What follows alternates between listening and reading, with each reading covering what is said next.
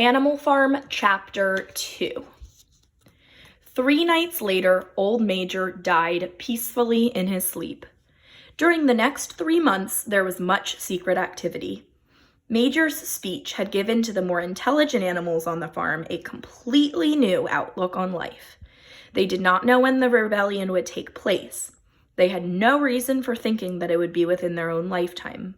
But they saw clearly that it was their duty, their responsibility, to prepare for it. So the animals all want to get ready to fight against the people, to have a rebellion for their freedom. The work of teaching and organizing the others fell naturally upon the pigs, who were recognized as the cleverest, the smartest of the animals. Preeminent among the pigs were 2 young boars, boars is a word for pigs, named Snowball and Napoleon, and a small fat pig named Squealer. So we have Snowball, Napoleon, Squealer, 3 pigs. They had elaborated Old Major's teachings into a complete system of thought to which they gave the name of animalism. So animalism is a word they made for all of the ideas of Old Major the pig. The ideas that animals are all equal and they should be in charge of the farm instead of people. Several nights a week after Mr. Jones was asleep, they held secret meetings in the barn and expounded the principles of animalism to the others. So the pigs explained animalism to all the animals. At the beginning, they met with much stupidity and apathy. That means the other animals did not really care what they had to say at first.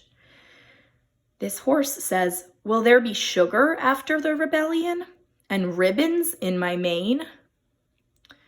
"No. Comrade, those ribbons that you are so devoted to are the badge of slavery. Can you not understand that liberty is worth more than ribbons?"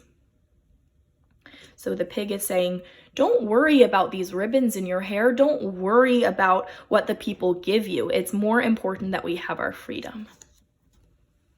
The pigs had an even harder struggle to counteract the lies put about by Moses the raven. A mysterious country called Sugar Candy Mountain. The horse says, "Oh yes, where it is Sunday 7 days a week. What's happening here?" Moses was Mr. Jones' special pet, a spy and a talebearer, so a storyteller, but he was also a clever talker. The animals hated Moses because he told tales and did no work. But some of them believed in Sugar Candy Mountain, and the pigs had to argue very hard to persuade them that there was no such place. So the raven is trying to tell all the animals that there is a magic place called Sugar Candy Mountain. That is a lie. Now, as it turned out, the rebellion was achieved much earlier and more easily than anyone had expected. In past years, Mr. Jones, although a hard master, had been a capable farmer, but late he had fallen on evil days.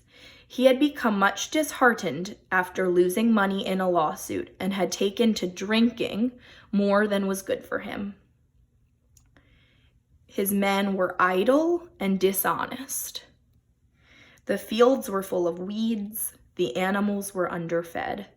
So Mr. Jones is not doing a good job on the farm. He is not being a good farmer. And the animals do not have enough food. They are hungry. June came and the hay was almost ready for cutting. On Midsummer's Eve, which was a Saturday, Mr. Jones got so drunk at the Red Lion that he did not come back till midday on Sunday. The men had milked the cows in the early morning and then had gone out rabbiting without bothering to feed the animals. So Mr. Jones was drunk, he did not take care of the animals, and his men The men who work for him also did not take care of the animals. They have no food. They are very hungry. At last, they could stand it no longer. One of the cows broke in the door of the store shed with her horns, and all the animals began to help themselves from the bins. They broke in and started to eat the food themselves because nobody was feeding them. It was just then that Mr. Jones woke up. Uh-oh, the people look very angry that the animals are eating the food without being given it. So the animals were stealing the food. This was more than the hungry animals could bear. The situation was quite out of control. They had never seen animals behave like this before. And this sudden uprising of creatures whom they were used to thrashing and maltreating, just as they chose, frightened them almost out of their wits. So the animals got so angry about not getting food and about the people being angry and hurting them that the animals start to attack the people. They start a rebellion. A minute later, all 5 of them were in full flight, with the animals pursuing them in triumph. So the animals won. The people ran away from the farm. And so, almost before they knew what was happening, the rebellion had been successfully carried through. Mr. Jones was expelled, and the manor farm was theirs. For the first few minutes, the animals could hardly believe in their good fortune. Wow, they are so lucky. They wanted the farm to themselves, and they fought, and they won. Now there are no more people on the farm, only animals. Their first act was to gallop in a body right round the boundaries of the farm, as though to make sure that no human being was hiding. So they're checking the whole farm to make sure there are no people. Then they raced back to the farm buildings to wipe out the last traces of Jones' hated reign. The harness room. The nose rings, the dog chains, the cruel knives, flung down the well or thrown on the fire. So they're getting rid of all the tools that the people used to hurt the animals. Ribbons should be considered as clothes, which are the mark of a human being. All animals should go naked. So the pig is telling the horse, you cannot have the ribbon anymore. That is like clothing, which only people should wear. In a very little while, the animals had destroyed everything that reminded them of Mr. Jones. They burned all of his things. Napoleon then led them back to the store shed and served out a double ration of corn to everybody, with 2 biscuits for each dog. So all the animals get food. Then they sang Beasts of England from end to end 7 times running. They sang that song that old Major taught them. They settled down for the night and slept as they had never before. They are very happy. They woke up at dawn remembering the glorious thing that had happened. Yes, everything that they could see was theirs. Then they halted in silence outside the door of the farmhouse. That was theirs too, but they were frightened. They were scared to go inside because they had never been inside of the house.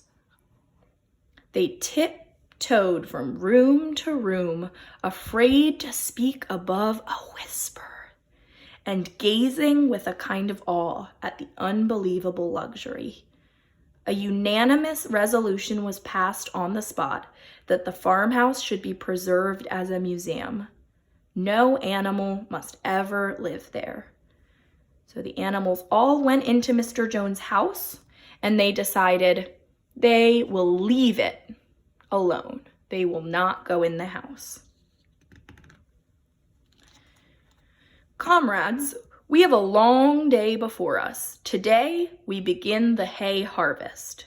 But another matter must be attended to first. The pigs now revealed that during the past 3 months, they had taught themselves to read and write. Wow, the pigs learned how to read and write.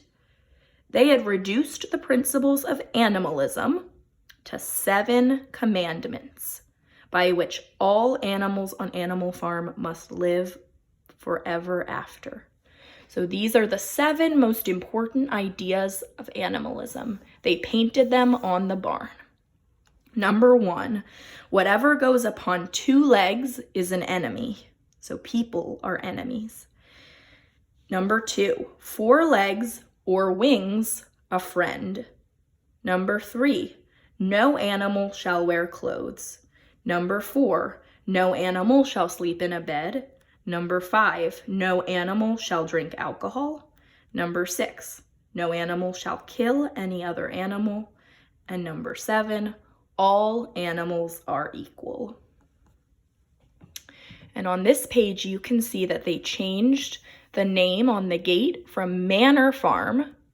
They painted it. It now says Animal Farm. So it has a new name. Now, comrades, to the hayfield. Let us make it a point of honor to get in the harvest more quickly than Jones and his men could do. So he says, let's go get all of the hay from the fields, and let's be even better than the people. But the cows had not been milked for 24 hours, for one day. The pigs sent for buckets and milked the cows fairly successfully. Soon there were 5 buckets of frothing creamy milk, and many of the animals looked with interest. Many of the animals wanted to drink it.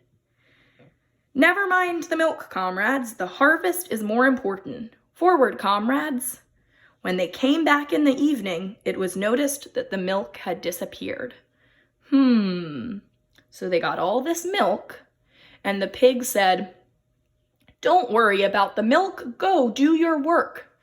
And then, when they came back, the milk was missing. I wonder what happened to the milk. Okay, the end.